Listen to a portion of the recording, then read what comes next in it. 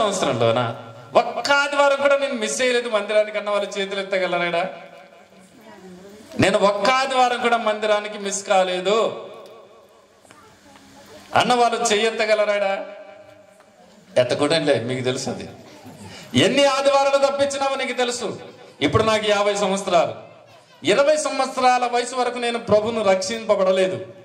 20 సంవత్సరాల అంత ముందు కానీ ఈ తర్వాత 30 సంవత్సరాలు కానీ ఏనాడు కూడా ఆదివారం నేను మిస్ చేయలేదు.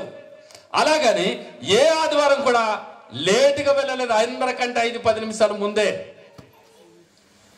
ఇప్పటికి 50 సంవత్సరాలు అవుతుంది నాకు నా దేవుని మందిరానికి వెళ్ళడానికి. ఏ ఆదివారం నేను మిస్ చేయలేదు. ఇది గొప్పగా చెప్పట్లేదు, కానీ ఒక క్రైస్తవుడిగా నేను చెబుతూ ఉన్నాను.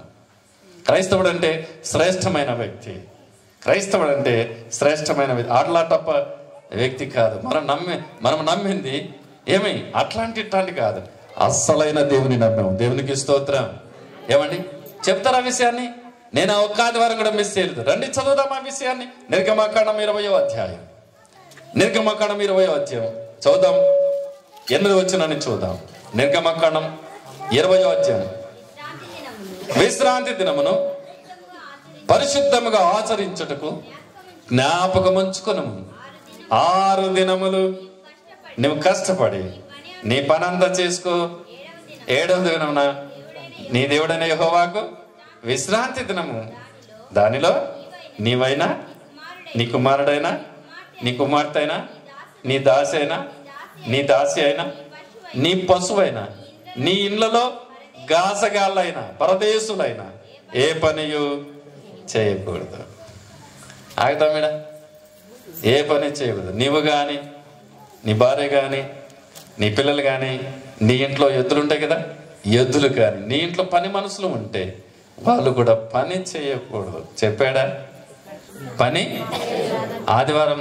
ఆ కాలంలో ఇశ్రాయేలు జనాంగానికి శనివారం దినం, ఇప్పుడు మనకు ఆదివార దినం. ప్రభు అయిన క్రీస్తు వారు మరణించి తిరిగి లేచిన దినం ఆదివార దినం.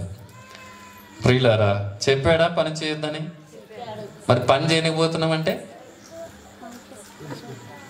మాట్లాడరు. చెప్పాడా? మరి అలాంటప్పుడు ఆదివారం ఎన్ని ఆదివారాలు మిస్ చేసామో నీకు తెలుసు. ఎన్ని ఆదివారాలు ఎగ్గొచ్చావో నీకు తెలుసు. ఒకసారి చూద్దాం. యెషయా గ్రంథం 56వ అధ్యాయం. యెషయా గ్రంథం 56వ అధ్యాయము 2వ వచనాన్ని ఒకసారి చూద్దామా. నేను నియమించిన విశ్రాంతి దినమును అపవిత్రపరచకుండా దానిని అనుసరించాలి. అమ్మ వింటున్నారా?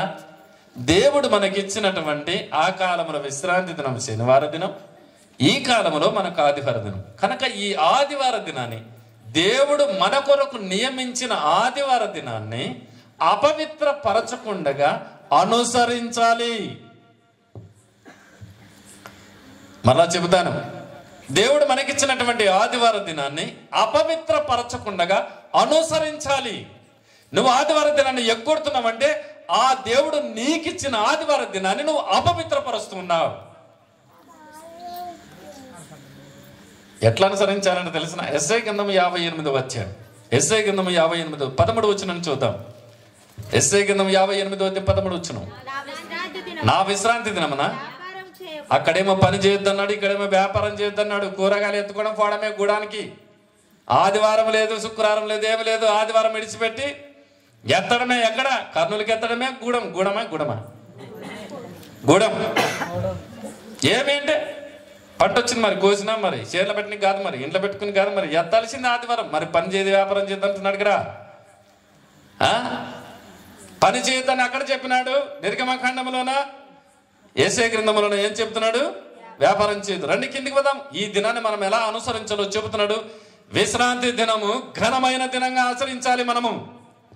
విశ్రాంతి దినము ప్రతిష్ఠితమైన దినము, ఆదివార దినము శ్రేష్టమైన దినము, ప్రత్యేకమైన దినము, పునరుత్థాన దినము. ఈ దినాన్ని మనం అపవిత్రపరచకుండా, పని చేయకుండా, వ్యాపారం చేయకుండా ఏమండి ఘనముగా అనుసరించాలట. పండగలు కాదు ఘనంగా చేయాల్సింది, ఆదివార దినాన్ని ఘనంగా చేయాలి. దేవునికి స్తోత్రం చెప్పండి అందరూ కూడా.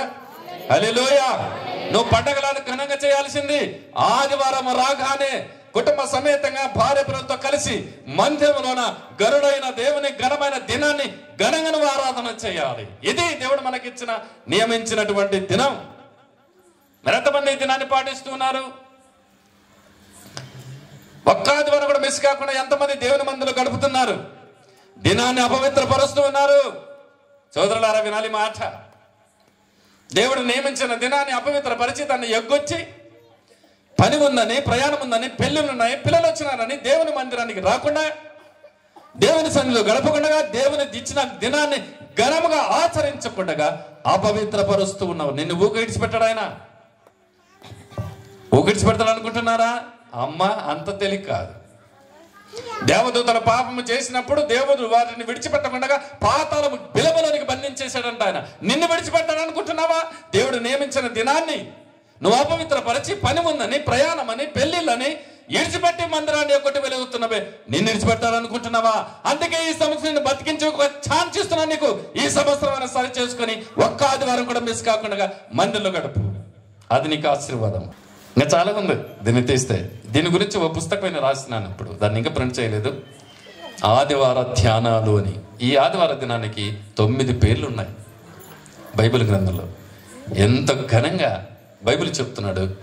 మీరేం పని చేయకుండా అందరూ దేవుని మందిలో గడపాలి.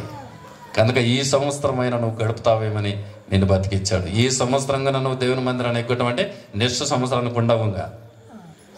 అందునే చెట్టు కదని చెప్పింది, ఈ సంవత్సరం కూడా ఉండదు నువ్వు లేని ఎడల చెప్పాలి.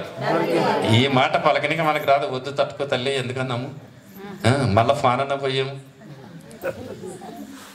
అనుకుంటున్నారా? పలకాల్సిందే, పాడాల్సిందే మందిరానికి.